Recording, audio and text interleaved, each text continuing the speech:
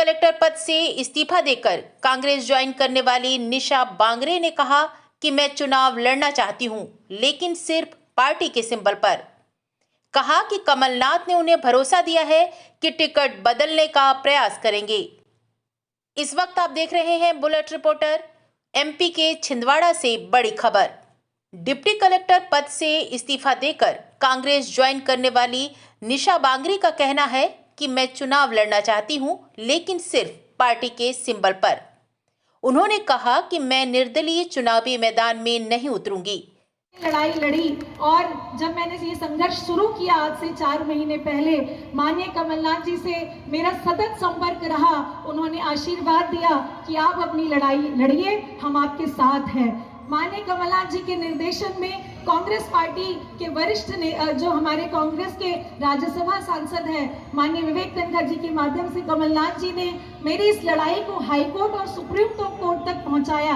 हमने वहां से भी अपनी लड़ाई लड़ी, लेकिन उसका नतीजा क्या हुआ आप देख रहे हैं। जिस दिन कांग्रेस पार्टी ने जो मेरा आमला की टिकट होल्ड किया, सिर्फ इस इंतजार में कि मेरा इस्तीफा भारतीय जनता पार्टी की सरकार जो है वो मंजूर करेगी, लेकिन उनका षड्यंत्र देखिए। उन्होंने उस दिन मेरे इस्तीफे को मंजूर किया जब कांग्रेस ने उस पार्टी के प्रत्याशी घोषित कर दिया।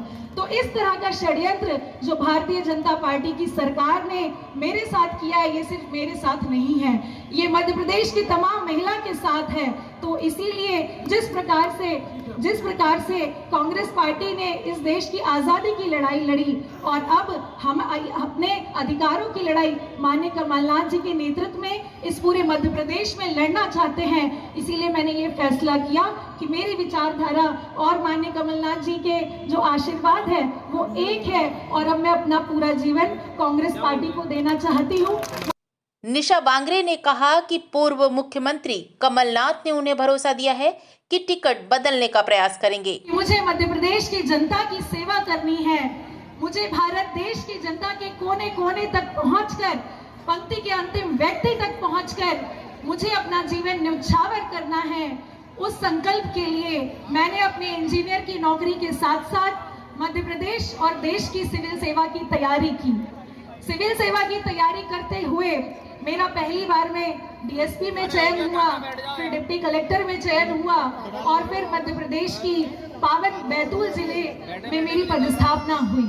2018 से 2021 के बीच बैतूल की पदस्थापना के दौरान जो मेरा स्नेह मुझे आमला की जनता से मिला, तो मैंने अपना मकान वहां पर बनाया। और मेरे प्रिय साथियों, आप सभी जानते हैं कि जब उस मकान के उद्घाटन में हम सबका एक सपना होता है कि हमारा एक मकान बने। हम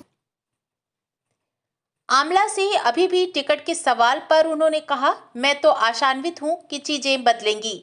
अभी समय है, पार्टी अपना निर्णय बदल भी सकती है। कमलनाथ के इस बयान के बाद कि आपकी सेवाओं की प्रदेश को आवश्यकता है, इस पर निशा बांगरे का कहना था कि वो पार्टी के लिए प्रचार करेंगी। उन्होंने तमाम प्रकार के रोक लगाने का प्रयास किया, यहाँ तक कि मुझे स्वयं को अपने ही मकान के उद्घाटन में सर्वधर्म प्रार्थना में भगवान बुद्ध की अस्थियों के दर्शन करने से रोका गया, लिखित में अनुमति नहीं दी गई। ऐसे में मैं क्या करती?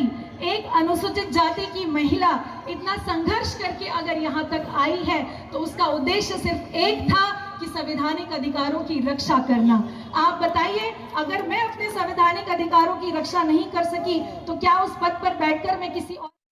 मंच से बोले कमलनाथ, आप चुनाव नहीं लड़ रही। इससे पहले कमलनाथ ने साफ कर दिया है कि पूर्व डिप्टी कलेक्टर निशा बांगरे विधानसभा चुनाव नहीं लड़ेंगी। कमलनाथ ने गुरुवार को छिंदवाड़ा में नामांकन भरने के बाद सभा को संबोधित करते हुए ये बात कही। मंच पर निशा भी मौजूद थी। पीसीसी चीफ ने कहा, आप उदाहरण बनेंगी। आप चुनाव नहीं लड़ रही, कोई बात नहीं, आपकी सेवाओं की आवश्यकता प्रदेश में है।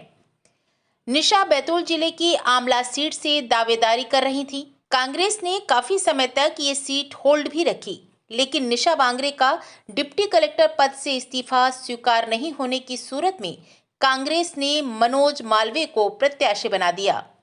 इस्तीफा स्वीकार होने के बाद निशा ने बुधवार को भोपाल में पूर्व मुख्यमंत्री कमलनाथ से मुलाकात की।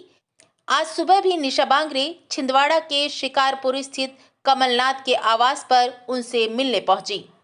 बुलेट रिपोर्टर के लिए ब्यूरो रिपोर्ट छिंदवाड़ा।